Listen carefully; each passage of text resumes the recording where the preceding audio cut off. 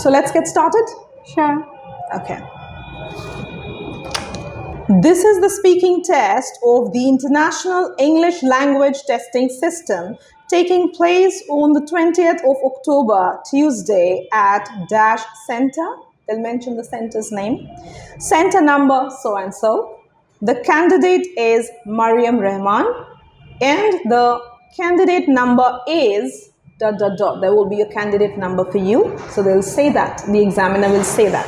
The examiner is, and name of the examiner comes over here, and examiner number is ...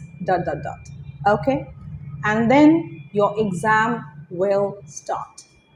So are you ready? Yes. Good. Good afternoon. Good afternoon. So what is your full name? My name is Mariyam Rahman. And what shall I call you? You can call me just Mariyam. Okay. Okay, Mariyam, can I see your identification proof, please? Sure. Okay, so you will be, at this time, give your identification proof. It may be a passport, and they will see that, they will go through that, and then they'll carry on with the process of questioning. Okay? So let's do that. So Mariyam, let's begin with your country, your hometown. Tell me something about your hometown. My hometown is located in West Bengal district of India, and it is a very small town, and it has lots of empty fields around my house, which is very calming and soothing. Like, we are very close to nature, and also in my hometown we have like a market and fish market, which are always not busy because the population there are comparatively less than the city. So it is a very calm and serene place. Okay. So, fine. Overall, let's get some idea about your country in general now. Well, in my country we have various types of languages.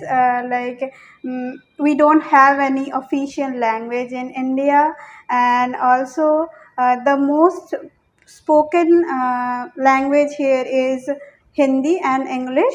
English is widely spoken here also, and also in India we are very famous for our cuisine, because in India we have different types of cuisines.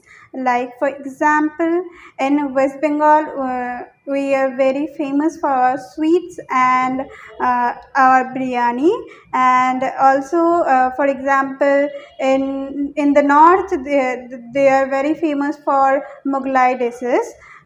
So yeah, that's all I can tell about our country. Let's talk about the weather. Well, in India, the weather changes during the seasons, because here we have it gets hot usually, but then in monsoon time it rains a lot, and for example in winter, the winter is pretty short here. Like, for example, here we have 4-month winters. The winter is not that long, and for summer it gets very hot. It's around 45 degrees in summer. I see. Okay. Is it generally hot? Yes, it's very hot here. Okay. So what about your leisure? What do you do in your leisure? In my free time, I usually watch a movie or go to the terrace to watch the sunset. But if I get more time, I usually paint. But I'm not that good at painting, but I try to copy something from the internet. It somehow calms my mind, so I always try to do that. So Mariyam, let's talk about your educational background.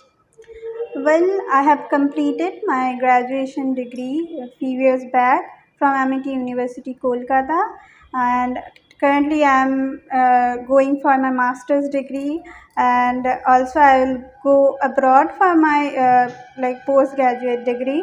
And I have completed my graduation in journalism and mass communication, and for my master's degree I am going for media related subjects. I see. So after your studies, would you intend to come back to your country or would you like to settle abroad? Well, it depends, because maybe I will explore the country for maybe 5 years. Then, if I get bored there, I will maybe go back to my country, or come back to my country, or I will go to another country to explore that country and find a job there. I see. Okay. All right, Mariam. So this is the end of round one, and now we will move to the part two. Okay. So in part two, you will be given a question with some subparts. You need to answer this question. You will be getting 1 minute to prepare, and you can speak for 2 minutes. Don't worry if I stop you, because as we see that the time is up, 2 minutes, we will say that the time is up, you need to stop. All right? So I hope it's clear. Can you Yes. understand? Yes. All right. So I'll be just handing over this question to you. This is the question, and you have a white sheet of paper. You can write down the points if you wish to. The question is about passion. All right.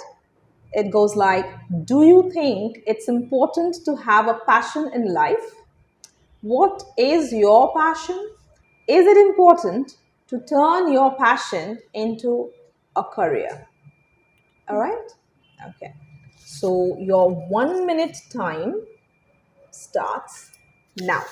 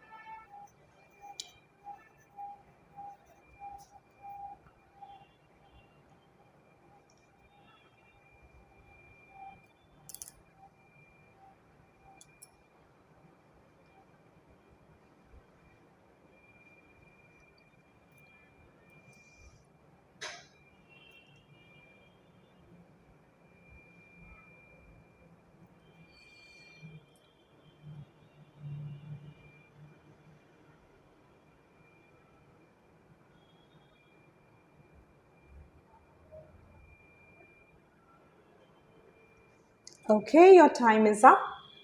Yes, certainly passion does play a crucial role in your life. If you have certain passion, you can turn it in future. You can turn it into a goal, and you can achieve your career in it. For example, my passion is photography, and I am achieving my career in this field only. I have been very passionate about photography since last 5 years. So like I'm pursuing my studies in media field, so I can explore that subject more. And if it is important to turn your passion into your career, it depends to person, because for example, if someone wants to become a dancer, they want to follow their passion, but they don't have that capability, and also they don't have that financial benefit. They will they in future they can't do it. So it's good for them to like shift their career into something else. It will like they in future they will like achieve something bigger if they like do that. And also like it is not mandatory, like you can just make your passion into a hobby, and you can follow any other field, any other career. And for example, and also you can change your passion with time. Like for example, when I was in school, I used to like painting, but now I'm into photography. My passion has changed with time. And I would like to give another example about my sister. She Okay, is okay. okay. Your time is up. 2 Okay. minutes are up. Okay. So, okay. Okay, Mariam. So I will now take it. All right. and we will be moving to the third round now, round 3, part 3. So in round 3, what's going to happen? It's a continuation of this particular round, round 2. So I'll be asking you some questions related to passion. All right? Okay.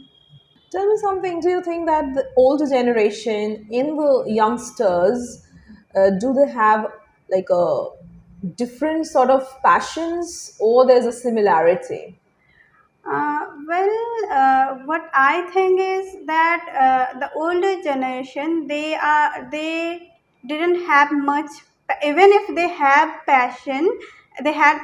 They couldn't do anything about it. But nowadays, the younger generation, they have the ability to follow their passion, and also the type of passion the older generation used to have is like something, maybe teaching, or maybe something like that. And also for younger generation, they have very developed and technological passion. For example, nowadays you will see many people, they like gaming, and they like photography, or maybe they like traveling. So these are the new kind of passion in the today's generation. Right.